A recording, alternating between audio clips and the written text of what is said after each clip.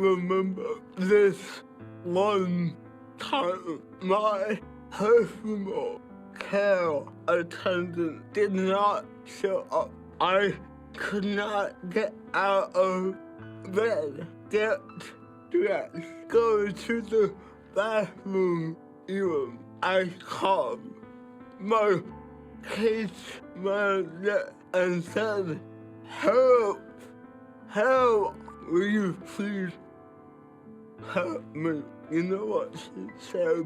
You are sick out of luck.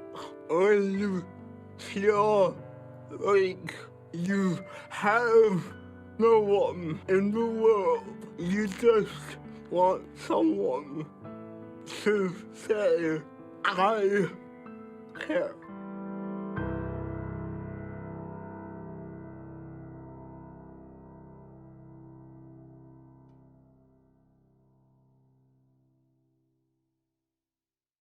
The first PCA gig that I landed, I kind of landed on accident. I responded to a Craigslist post for a personal assistant. And actually what I thought the job would entail would be kind of organizing papers, that kind of thing. There are so many different things that you have to do as a PCA. The range is endless, from going on outings to personal hygiene to cooking meals, laundry, and even just sometimes companionship. When I was about 18 years old, I had a spinal cord injury. So a lot of what I do is using my arms, using some splints and adaptive equipment. My disability started when I was 4 months old. I had a spinal cord tumor that put me into my chair. I don't have the use of my arms, but I have like my pencil and my telephone, things like that that I use daily to communicate. I have cerebral palsy and I'm legally blind. As part of my CP, I am totally dependent with all activities of daily living. My cerebral palsy affects my motor skills. I don't have any gross motor skills. I mean, I can get up and I can go throw something in the microwave. I could perhaps try to cook something on the stove, but I'm afraid I might burn the house down, which is not a good idea. And if I was to cook something, it would be so labor intensive that it would take me so long to do that it probably would not be worth it to do it.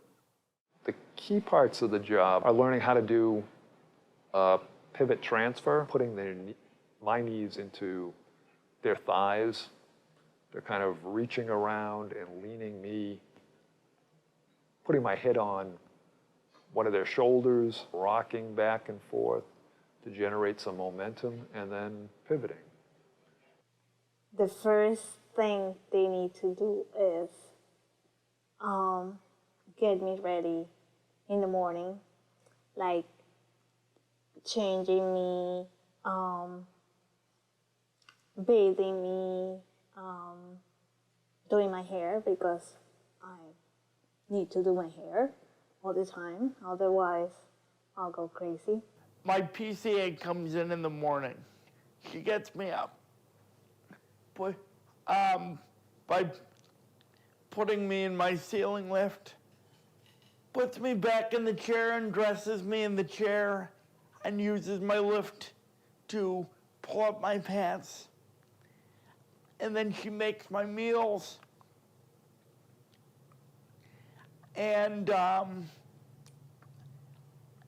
gets me ready for work. I have a rare form of muscular dystrophy that I was born with.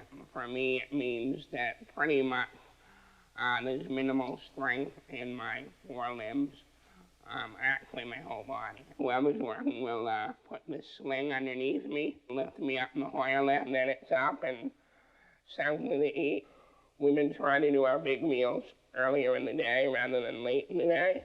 My diet really depends what PCA I have. One of the nice things about having PCAs from around the world is you get to taste different foods that you might normally not get.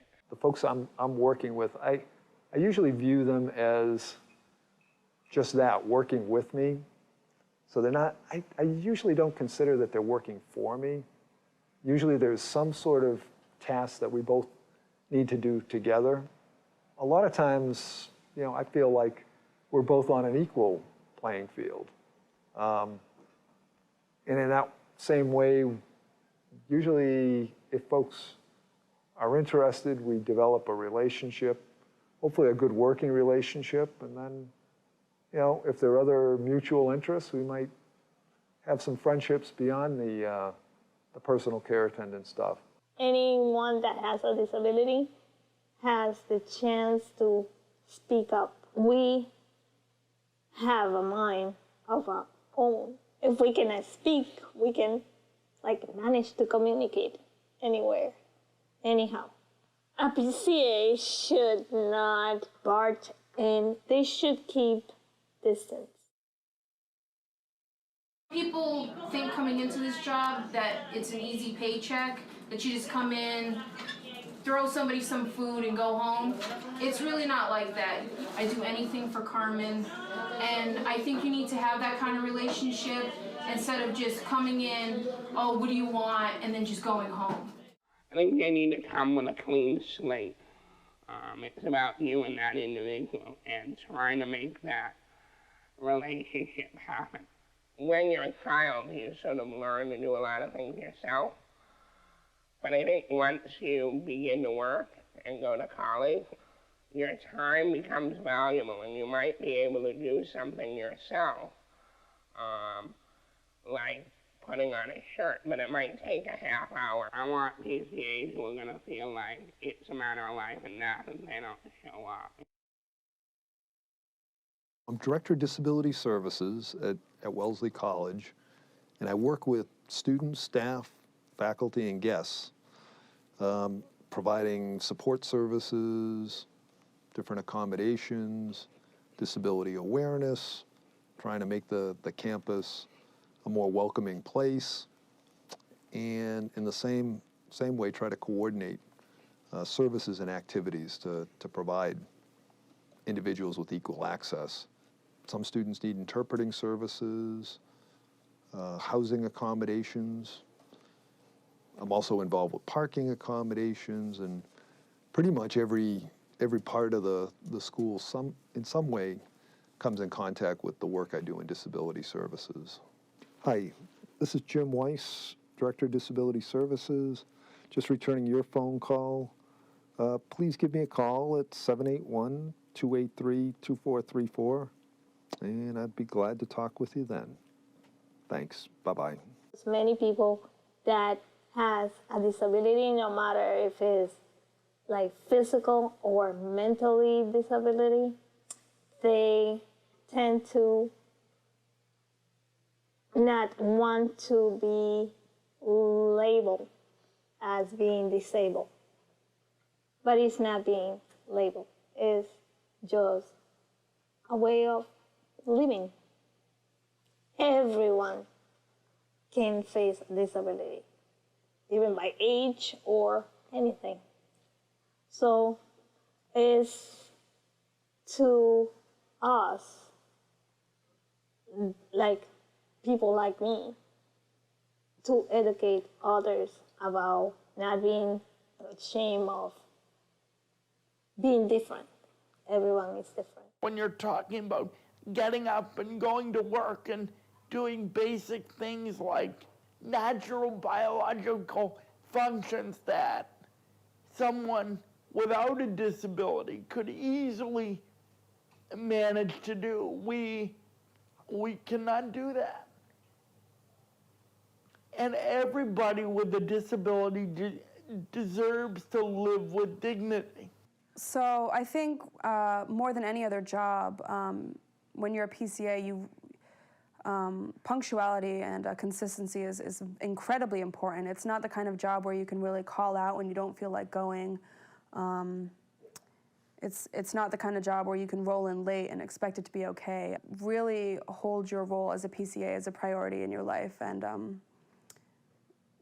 make sure that if in any circumstance you can't be on time or you can't show up, that it's very, very clear to that person. And I think sometimes PCAs think that they might be able to, they might know the better way to do something. I think it's always okay to suggest, different ways to do things. People have to respect that the individual with the disability is the person in control and has what they want to do, and it's part of independent living, having that choice of how you want to do things.